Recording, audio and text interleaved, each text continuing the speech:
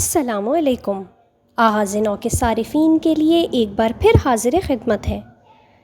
چین نے بھارت کو کورونا بحران کا مقابلہ کرنے میں ضروری امداد فراہم کرنے کی خواہش ظاہر کی ہے۔ آکسیجن کی قلت اور ہیلتھ انفراسٹرکچر کی کمی کے سبب بھارت کو اس وبا کا مقابلہ کرنے میں شدید مشکلات کا سامنا کرنا پڑ رہا ہے۔ پچھلے 24 گھنٹوں میں 3,32,000 سے زائد نئے کیسز کے ساتھ بھارت میں کورونا سے متاثر ہونے والوں کی تعداد 1,63,00,000 سے تجاوز کر گئی ہے، جبکہ اب تک 1,87,000 کے قریب لوگ ہلاک ہو چکے ہیں۔ دہلی اور ممبئی جیسے بڑے شہروں میں بھی ہیلتھ کیئر کی سہولیات دم توڑتی نظر آ رہی ہیں اور انتظامیہ بے بس دکھائی دے رہی ہے۔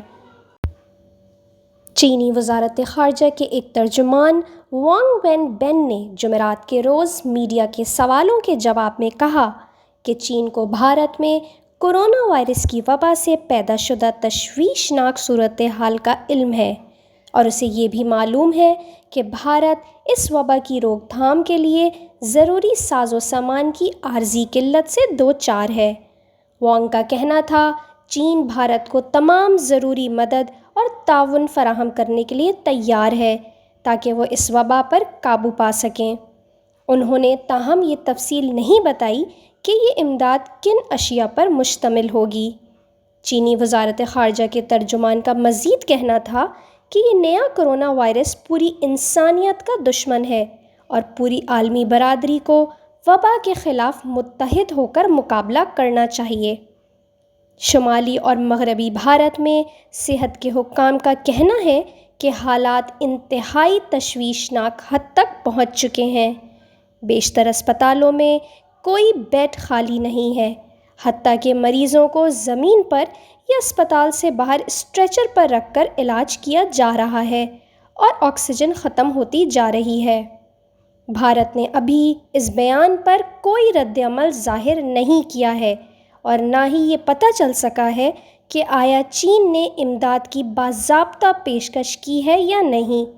دہلی میں حکومتی ذرائع کا تاہم کہنا ہے کہ بھارتی پرائیویٹ کمپنیاں چین سے ضروری طبی ساز و سامان درآمد کرنے کی کوششیں کر رہی ہیں۔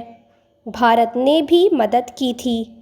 گزشتہ برس جب کورونا سے چین سب سے زیادہ متاثر ہوا تھا تو اس وقت دیگر ملکوں کے ساتھ ساتھ بھارت نے بھی اسے طبی ساز و سامان سپلائی کیے تھے۔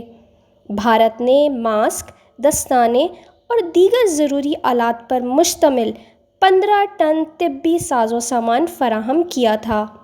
چین نے بھی اس کے بدلے گزشتہ برس اپریل میں جب بھارت کورونا وبا کی پہلی شدید لہر سے دوچار تھا تو بیجنگ سے درجنوں طیارے طبی ساز و سامان کے ساتھ نئی دہلی پہنچے تھے۔